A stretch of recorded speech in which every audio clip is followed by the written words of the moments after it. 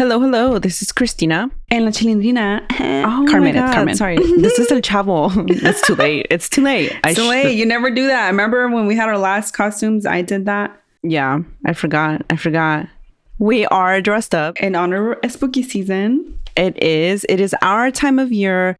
And as we tend to do, we started it last year. So that's our new tradition. As we tend to do. As of last year, as we tend to do. Every episode, we will have a different costume. Yes. Hopefully, our costumes get here in time. I hope so. Yeah. As you can see today, this is what arrived first. And so, yes, I am El Chavo and Carmen is La Chilindrina. Anyway, this is going to be a busy month for us. Oh my God. We are booked and busy. We are booked and busy. This is new. It's already full. October 30th here in Seattle. Carmen's going to be visiting me already. And there's a running group that I think I've mentioned a couple episodes ago. But that running group reached out and asked if we wanted to do like a spooky run / then like a live show basically after the spooky run at this coffee shop. So yeah, we're going to be doing that on the 30th. And then on the 1st is our actual event in Yakima. And then, in between that obviously is Halloween Day, which I'm hoping to take the children trick-or-treating. And so yeah, busy week for us. I also signed up with that running group. They were doing this boxing class where it's like a run / boxing for $10. When is that? That's on the 25th. And then on the 11th is my actual 5K that I signed up months ago, and I haven't actually properly ran for it. So, but I think I can do it anyway. I think you can do it too. Yeah, I think I'm exaggerating about how unready I am. Yeah, you are. So yeah, in short, busy month for us. We are booked and busy, boss girling, chingonas. Latina boss babes. Yes, that's the phrase I was looking for. And okay, I guess let's get into the episode unless there was anything else you wanted to add. Let's get into it. Let's do it. I have a fun topic. Yay. Creepy radio calls. I love that. Yes. For once, not just from La Mano Peluda. So that's our topic. But of course, before we get to our topic, we do have a listener story. And if you want to send us your stories first, please send them. But you can submit it on Discord. You can DM us on any socials. You can even comment it on any video. I'll fucking take it and read it. And then, did I say email? You can email it, of course. You can do a voice note, attach that via email. Lots of ways to get us your stories. The information is all in the show notes. And yeah, we love receiving them. So go ahead. Okay. So this is from our old Discord channel. What? It's when we were with like Cultivate and the Reddit on Wiki guys. Gotcha. Okay. So this story is from the late 60s in the UK. It was told to me by my mother. My grandparents on my mom's side were in their 30s. So let's refer to my granddad as Mick, as granddad makes him sound old. Right. Because at that point, he's not a granddaddy. He was in his 30s. Yeah. Mick and his wife Muriel had 6 children of their own, 5 girls, 1 boy, and adopted a girl called Annette. Unfortunately, Annette developed cancer. Treatment didn't work well in those days, and she was eventually admitted full-time to hospital for palliative care. One night, Mick was awoken by Annette standing at the foot of the bed, and she told him, "I'm okay now, Dad." He woke up in the morning troubled and immediately woke his wife to tell her what he had seen. Having gone downstairs, they checked the morning mail to find that a telegram had arrived from the hospital telling them that Annette had sadly passed away that night. She let him know. Yeah. Okay. So that was one story from this listener, and now their next story. In the first house I bought, the loft hatch was above the landing, and it would always be open by the time I got back from work. It was a flimsy piece of wood in a frame on the ceiling and would be at an angle no matter how many times I plopped it back into the frame properly. It shouldn't have moved, but it did. We didn't have webcams and easily affordable technology that could monitor and record 24/7, so I never actually caught it happening. After a month or so, I hired a workman to close it up and put a different one that locks in the ceiling in the box room instead. I don't believe in ghosts, and there wasn't a person living up there. I checked. I mean, yeah, that's always the first thing to rule out because all this frogging, I think is what they call it. Oh, it has a name? Yeah, when someone's living inside your walls. Frogging? That's frogging. PHROGGING. Oh, wow. I didn't know that. I didn't know that word. Have you not listened to the horror story episode that I researched and wrote about frogging? I guess not. Wow. Well, it's really good. I'll check it out. I put it down to the wood being so thin it would be filled by a draught, maybe when the front door was open. Okay, so that was just like the hatch opening, unquestionably. Yeah. Mm-hmm. And then one more. I only have one more spooky tale. It was at my mom's house. There were 5 of us sat outside in the late evening chatting at the table. She lives in Spain and often the nights are warm enough to be outside. The house was quite long. The drive would be about 20 meters of gravel and the whole house was walled off from the drive except for doors in the wall. Interesting. I don't know what this means. I can't picture it. I need a physical picture, please. Listener, please draw us a picture. At the far end, the garden pool area could be accessed. We sat at a table in a little courtyard about 15 meters from the locked main gate, a 2.4 meter high wall between us and the drive. I guess I'm kind of picturing everything on one side and then like the pool, it's like a long way, like something like that. I'm imagining it a little bit. Okay. I see it. There was a door in that wall leading to the drive. We could see the door. Nobody was staying at the property except for us, as she would close the B&B for family gatherings. We stopped talking when all of us heard footsteps on the gravel on the other side of the wall. It was very clear and unmistakable. We looked at each other, confused. The footsteps stopped. We asked hola and got no response. So I opened the door to look, and there was nobody there. Of course. Nobody could have got there silently, been there and escaped silently in that time. The main gate was closed, meaning it was locked, and nobody was in the pool area. The other side of the drive opposite the house wall was a huge fence and trees, and the neighbor's garden was all grass. It remains unexplained to this day. That was a ghost. That was a ghost, son. No need to rationalize it there at the end. That was a ghost. The explanation is ghost. There is one. You have one. It was there. Mm-hmm. And hopefully it's not there anymore. One can only hope. It was just passing through. All right. Well, thanks for those stories, actually. I was going to say that story, but it was more than one. And wow, a Spanish listener in the UK. I love that. I love that too. I love my international listeners. I tried to do a British accent. It didn't work. No, that was so bad. Should I cut that? No, leave it. It's like when I was at work and I tried to do a country accent and my coworkers were like, what the fuck? And I was like, I'm sorry, I tried. Yeah. I can't do accents. No, me neither. None of them. It's bad. Yeah. Okay. Now on to creepy radio calls from Latin America. Okay. So this first one is from Colombia. Before I share the story, I will add that I translated them in the way that the person told them. So like first person. And then there's like little breaks where I'll let you know, I hope it makes sense because I always feel like these are always confusing the way I write them. Okay. And no arguments there because you agree. Yeah, I agree. Okay, so this one is from Colombia. The radio show El Cartel Paranormal is an overnight show on La Mega in Colombia. And the show starts around 9 p.m. But I think when this call took place, it was on all night. They didn't have like a scheduled... The phone call lasted all night? No. Like the radio show was all night, overnight. Like they started at 7 p.m. and went until the next day, basically. Like a 12-hour situation, 10 to 12 hours or something, 8 hours until the night. I don't know, something like that. But now they end at midnight. So it's 9 to midnight. 9 p.m. to midnight, Sunday through Thursday. And it's hosted by Daniel Tres Palacios, aka Tripas. And it's very much like La Mano Peluda or like Coast to Coast. So like people call in and tell their paranormal stories. And so this call that I'm going to be sharing, it became known as La Niña. And it took place in 2008. So at 1 a.m., their phone rang and they answered it like they normally do. But on the other side of the line was not their usual caller. It was the voice of a little girl. First just saying, hola, hola, abuelita. That's my attempt at a little girl voice, by the way. Okay. I think it was pretty good. No, it was good. Thank you. And then the host is like, why are you calling a little girl? It's 1 a.m. Like, you should be asleep. And they're like, ¿Quién habla? Who's there? Like, who's there, right? But the girl just keeps saying, abuelita, over and over again. Don't like this. No. And then the hosts are like, what? And then the little girl starts crying, like, abuelita. Oh my God, I hate this. And then there's this like inaudible dialogue, followed by more abuelitas in that crying voice. Like, abuelita. Wow. Yes. And the hosts are like, what? They're perplexed. Confused, maybe even a little afraid. And then the call just drops. And they were so disturbed by the call that one of them decided to play it backwards. Not backwards. You know that's gonna be like that's the wrong move, playing anything backwards. And this was 2008. It was like early 2000s. Anything that you played backwards had a message and it was demonic. Yes, exactly. And so they played it backwards. And that inaudible dialogue between the abuelita, abuelita. It, once they played it backwards, sounded like she is saying, yo me morí, yo me morí. I died. Oh, no. I died.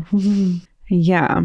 And when she's saying, yo me morí, I died, in the background, there's like the crackling of a fire, like. Oh my God. And allegedly, they had this audio analyzed by some scientist somewhere. In-house scientist. No. They sent it out. They didn't investigate themselves. They sent it out to real, legit scientists. And they determined that the call was not fake or doctored with special effects. And now, Carmen, if you will click on the link, it should take you to where this part starts. Okay, should we count down to click on it then? Yes, let's do it. And then I'll put it in here as well in the episode, obviously. All right, ready? 3, 2, 1. ¿Qué es eso? No me asusté con 3 rasgos sin llamar loca hasta ahora. ¿Quién habla?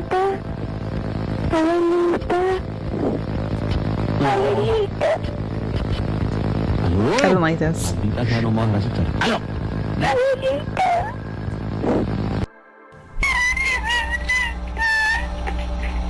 Esto no estaba planeado por nada. Déjalo. ¡Aló! Abuelita. Abuelita. ¿Cómo les pasa? Abuelita.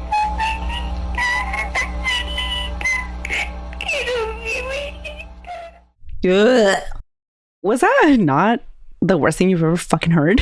Yeah, it was. And well, it's like, even if it's acted, it's still scary. You know, like watching a scary movie, but hearing it. Exactly.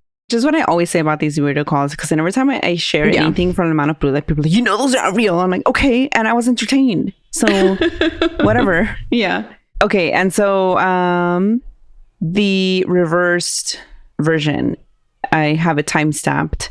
If we click on that so that we can show the difference there. Do you notice the part that like is you can't tell what she's saying? Yeah. Okay, so let's click on that. Are you ready? 1, 2, 3.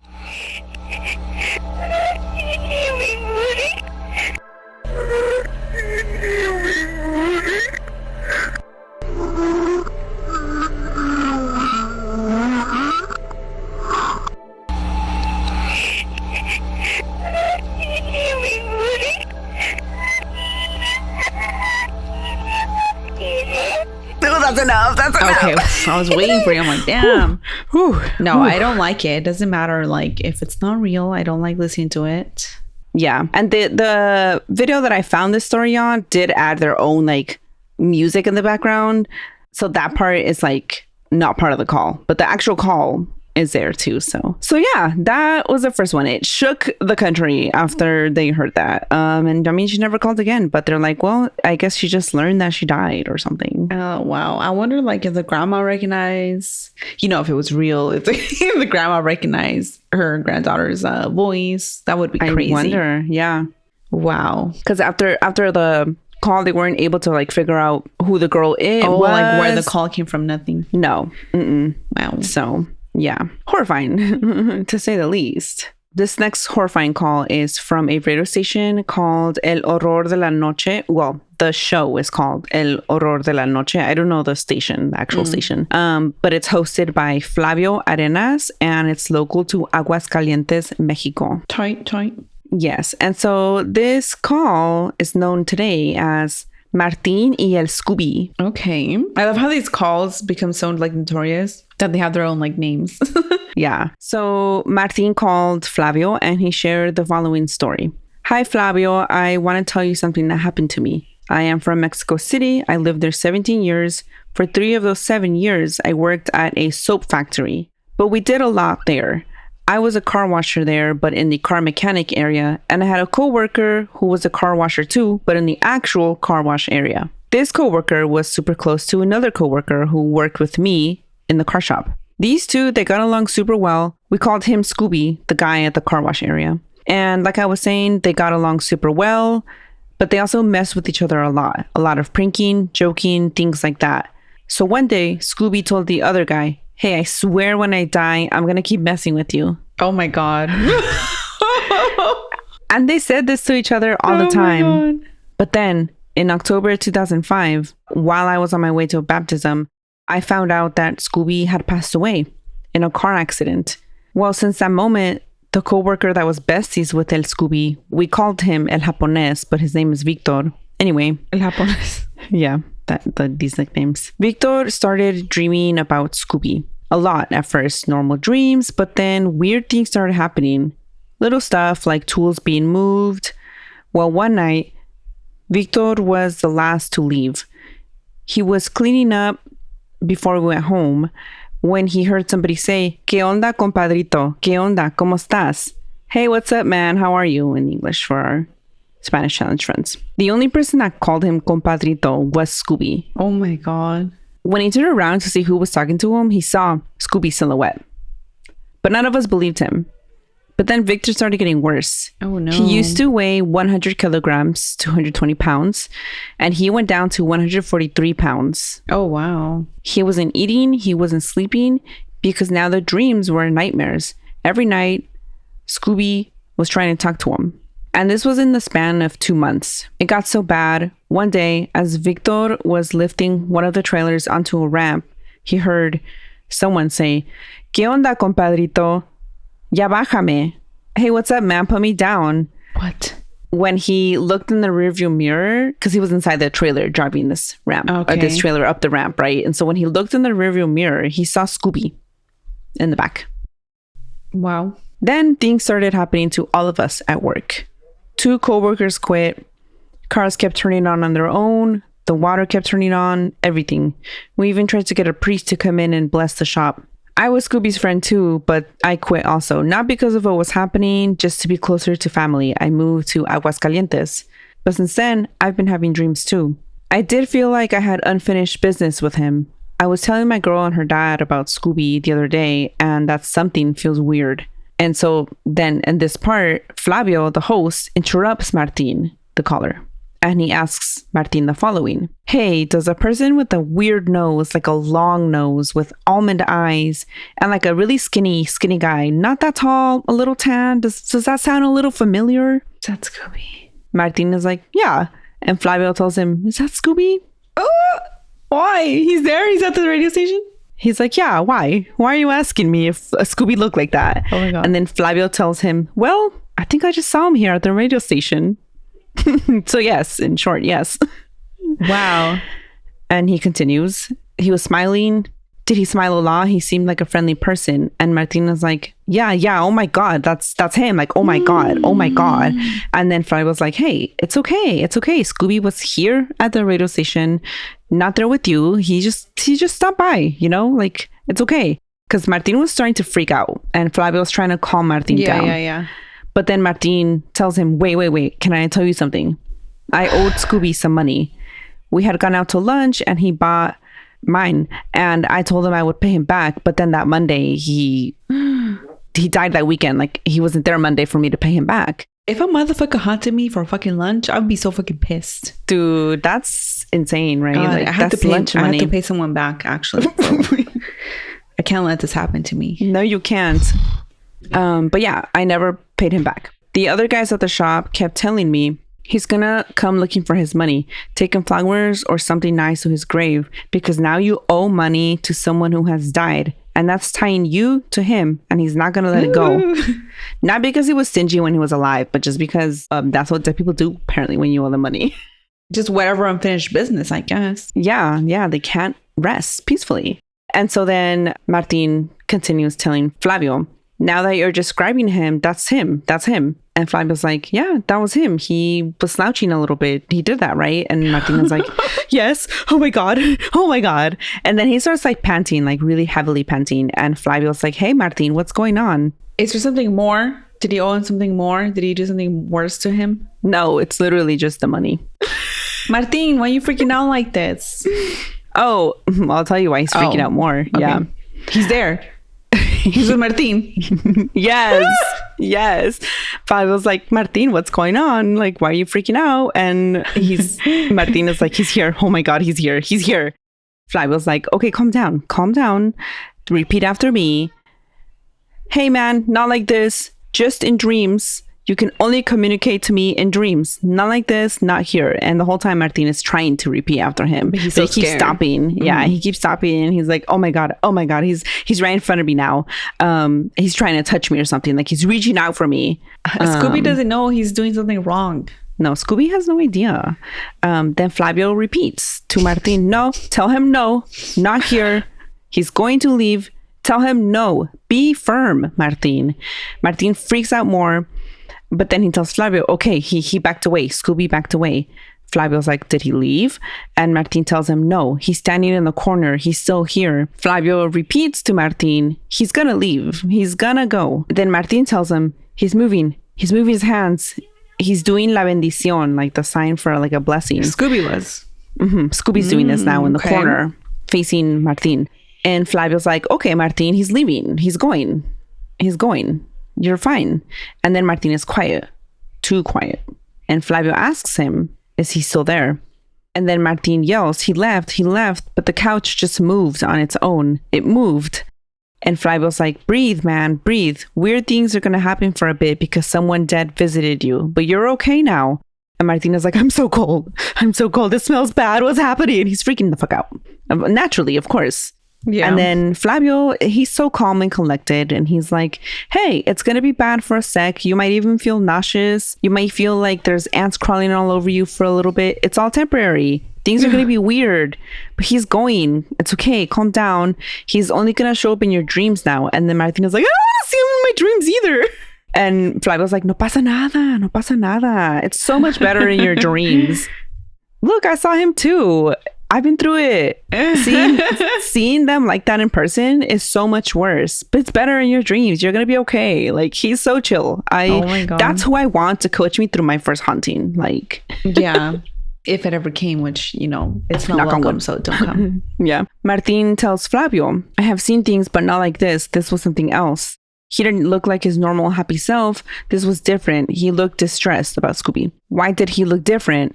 Why was he trying to reach out to me? What does he want?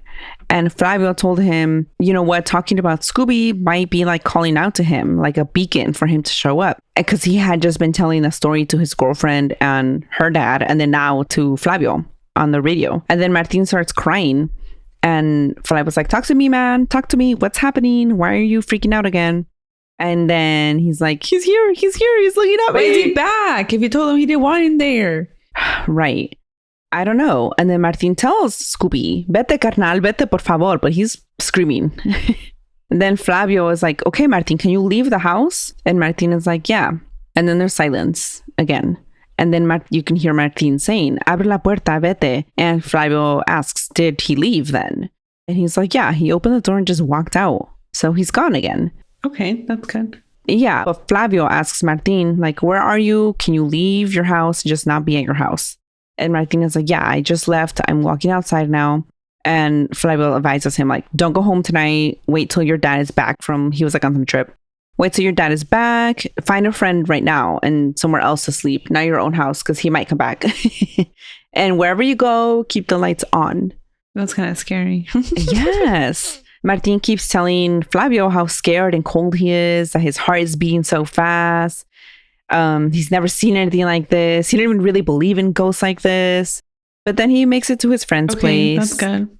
They part ways, and hopefully everything was okay for Martin after this. Wow. I wonder if him reacting like that just made it worse. Not to victim blame. Not to victim blame. Right? Not you, victim blaming. Wow. Oops. But yeah, maybe if he would have stayed chill like Martin or like Flavio. Mm-hmm. Yeah. I feel like it would have been like, okay, I'm here. Okay, bye. Right. Just a little quick hi-bye situation. Yeah. And now this next one is from Chihuahua. So this last call is from a local radio station in Chihuahua. And I don't know the show. I just know that the locutor, the host, was Angel Ordóñez. And he's local. This is local to Chihuahua. And so he requested callers to pick up the phone and tell their scary stories on October 31st. 2008. And so a woman called and shared the following story. Hi, good night, Angel. I don't want to share my name, but I guess I will. I am Victoria. I got divorced when my daughter was 9. I have been alone since then. She's now 17 and I am 37. A few months ago, my daughter Natalia began to act weird. Uh-oh. She started hanging out with older girls. I started to feel like they were changing her. She began to dress in all black. Eres emo? Thank you. I was waiting for that. No, I was waiting for it. She was distracted. Her grades were dropping. It wasn't like her. She was always a good girl with good grades. And then it all changed. One day, I got a call from the school. Her and her friends were found in the bathroom with a Ouija board. Not a Ouija board. They also had pictures of their teachers, like they were doing some sort of witchcraft. Some of the moms and I went down to the school and we realized that one of the moms of the girls was not there. And we think that she's the mom of the girl influencing the rest of them down this path. And that she herself might be into this kind of stuff. She's a witch. Yeah. Other girls got suspended because of this. And my daughter is here now. She hasn't been to school in a few days and she's been treating me terribly. She yells at me. It's like someone else is inside her, making her act like this. Satanas. Yes. She keeps mentioning the name Beelzebub. No. I'm so worried. I don't know what to do with her. She's gone. Oh yeah, she's Beelzebub now. Like that's not Natalia. Your daughter anymore. That's not Natalia. The other day, I opened her closet door and I found a picture of her dad with black candles around the picture. What? Then she stormed in, threatening me. She even grabbed a knife and started telling me that I killed her dad. What? I told her that's not true. He left us. We're just divorced. He's still alive. He left us. She then stabbed the bed with the knife. Yikes. And it was like she was arguing with someone else. She said, no, I'm not going to kill her. No. It's like she's possessed. She was arguing with Beelzebub. Yes. She threw herself on the floor after that. I tried to calm her down, but she was kicking and pushing and hitting. Then suddenly, she did calm down. So I told her, Mika, we have to throw the Ouija board away. We have to pray and we have to go to church. But then it was like she was possessed all over again. She started hitting me again. I thought she was going to kill me. I ran to my room and I shut the door. And she spent hours slamming the door, telling me she was going to kill me for killing her dad. What the fuck? And then in the call, there's silence, like complete silence. It's never good. And Angel, the host, he's like, bueno, ¿estás ahí? Like, hey, hello, are you still there? And then he says, I think we lost the call. But the moment he says that, Victoria comes back. She's like, no, I'm here. I was just getting a little emotional. It's all too much. And Angel asks if she has tried to take her daughter to see someone professionally. And Victoria tells him, yeah, I went to the church and talked to the father there, and he agreed to come down to the house. He brought holy water and he began to talk with her. But when he started praying, she transformed again. She smelled horrible. I can't explain it. Then she jumped on the father, attacked him, hit him again and again. When he got free, we both ran to the room and closed the door. And as she's saying this, suddenly in the call, there's someone yelling in the background. And it's not clear at first, but then it's like, déjame, leave me alone, possibly, one of the two. And then there's more yelling, and it's like, lárgate.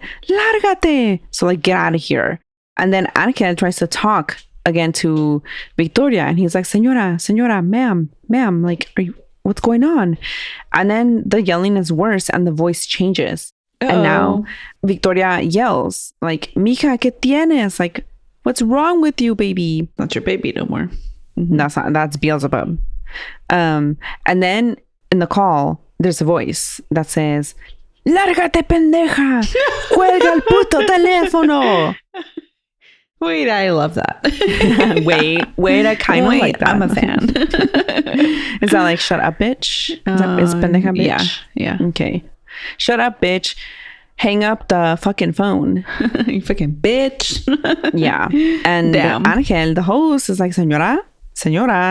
And then the voice, who we can assume is the daughter, yells, no te metas, pendejo. Tú y todos los que escuchan van a morir. Stay out of this, bitch, or you and everyone listening is gonna die. And then there's growling. There's a growling sound and the call ends. Wow, that's hilarious. And here's the call. Starting where things get creepy. 1, 2, 3. Estaba endemoniada. No sabíamos qué hacer. Ay, Ángel,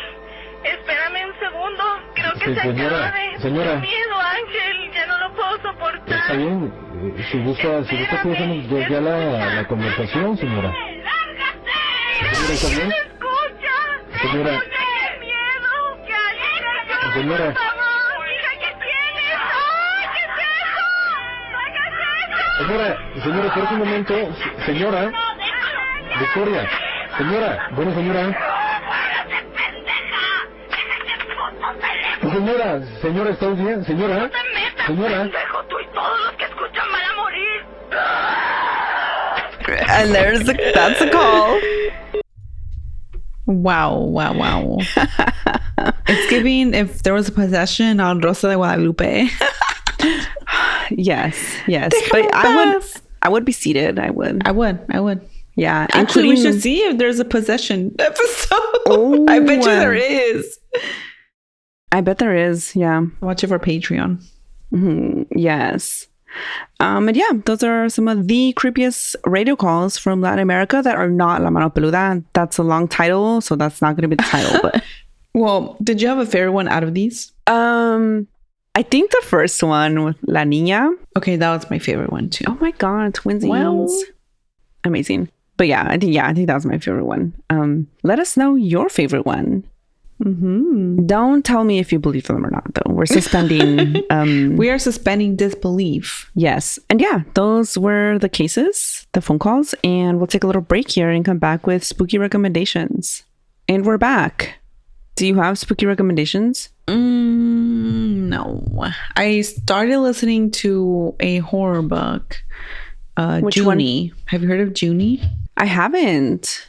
But I'm only 34% of the way in. But it's Junie by Erin Crosby Eckstein. And 16 years old and enslaved since she was born, Junie has spent her life on Bellarine Plantation in Alabama, cooking and cleaning alongside her family and tending to the white master's daughter, Violet. Her daydreams are filled with poetry and faraway worlds while she spends her nights secretly roaming through the forest, consumed with grief over the sudden death of her older sister, Minnie. When wealthy guests arrive from New Orleans, hinting at marriage for Violet and upending Junie's life, she commits a desperate act, one that rouses Minnie's spirit from the grave, tethered to this world unless Junie can free her. She enlists the aid of Caleb, the guest coachman, and their friendship soon becomes something more. Yet as long-held truths begin to crumble, she realizes Bellarine is harboring dark and horrifying secrets that can no longer be ignored. With time ticking down, Junie begins to push against the harsh current that has controlled her entire life. As she grapples with an increasingly unfamiliar world in which she has little control, she is forced to ask herself, when we choose love and liberation, what must we leave behind? Oh. Yeah. So yeah, I'm only 30-ish% of the way in. So a lot of world building so far. So I'm like learning about the plantation, the family, Junie's family, what happened to her sister, and some spooky stuff already has happened. But I'm liking it so far. Okay, I love a dark secret place in an already horrible location. I feel like I'm guessing where it's going, but I'm here for it. Okay, I love this for you. Yeah. Can't wait to hear your final thoughts when you finish it. I do have a spooky recommendation. Sorry. Can I add one more thing real quick? Sure. My library, Libby, just added Ring Shout. What is that? You haven't heard of Ring Shout? Ring Shout? Ring Shout, the book. No. Where have I been? What is it? Oh, Here? I'm sure. I feel like you had to have seen it. Ring Shout? Oh, yeah, I recognize that cover. Okay, yeah. Well, do tell. What is it about? Why is everyone so excited for it? Well, I'm excited for it. Oh, They just added it, and I've seen it all over like lists. Okay, I've seen it. People are like, "Oh, I just watched Sinners. What is a book kind of like Sinners?" And people recommend Ring Shout. Oh, I see. But here's the description. In America, demons wear white hoods. In 1915, the birth of a nation cast a spell across America, swelling the clan's ranks and drinking deep from the darkest thoughts of white folk. All across the nation, they ride, spreading fear and violence among the vulnerable. They plan to bring hell to earth.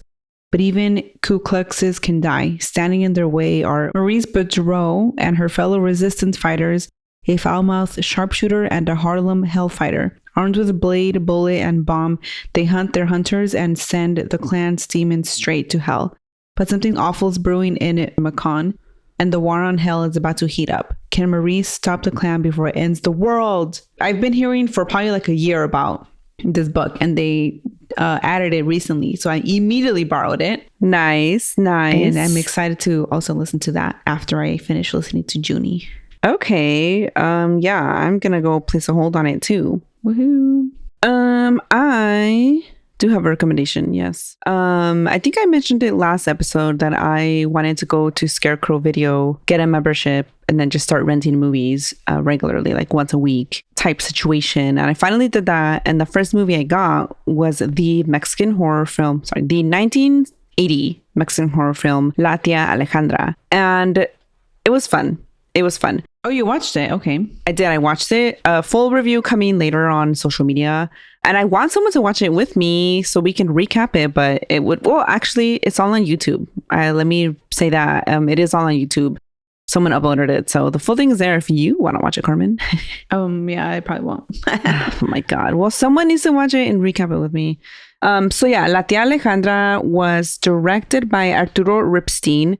And a lot of people said, like, if you liked weapons and like the Aunt Gladys of it all, of weapons, then this movie is very much similar in that way, that an old lady, an old relative that like nobody is even that close to anymore, just shows up and fucking wrecks shit up. That sounds interesting. That's what she does. She shows up to her nephew's house and he feels like he owes her because she's been taking care of his mom, and she didn't really like get to live her life because she was living or taking care of his mom. And so when she shows up, she sold the house. The mom died. So she sold the house, most of the things, belongings. And then she lives with them, and she's rich. She's rich as fuck. And she doesn't have kids.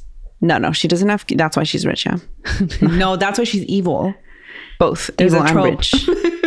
Oh, okay. Well, let me get into the commentary of it all. Okay. Yes. I'm here. Maybe I'll watch it then. And so, yeah, she shows up to this family's house, and it's like a typical, I wouldn't say a typical Mexican family. It feels more like a Americanized Mexican family where it's a husband who works, a housewife, and 2 kids. Oh no, my bad. It's 3 kids. And how are they Americanized? Well, because they're they have a really nice house, right? They're like rich, a car, and they're like, he talks about how it's hard, like, they're in debt because of the nice things they have, the house, the car. I see what you mean. Yes. Like capitalists. Yeah, that's the right word.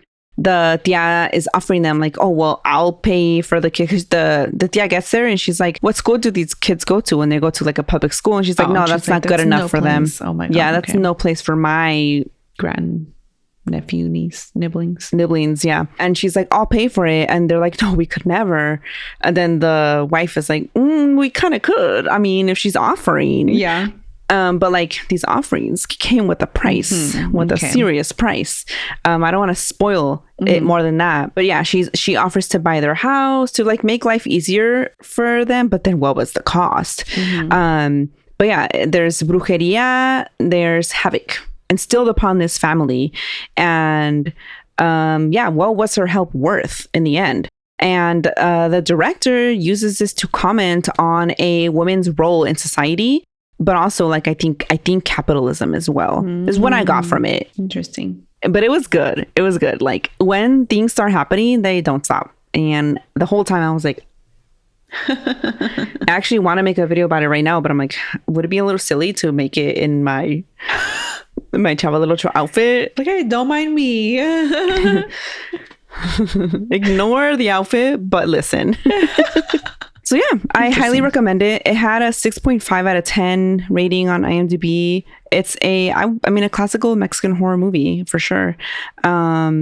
It was a lot of fun, so I definitely do recommend it. I'm so glad because there was a couple listeners who were like, hey, you should watch this if you liked weapons. So I'm glad they said that because yeah, I did. And yeah, that is my spooky recommendation. I think this brings us to the end of the episode. Yeah. Yeah, and I guess we want to end with the message of don't answer your phone in the middle of the night because it might be La Niña. No.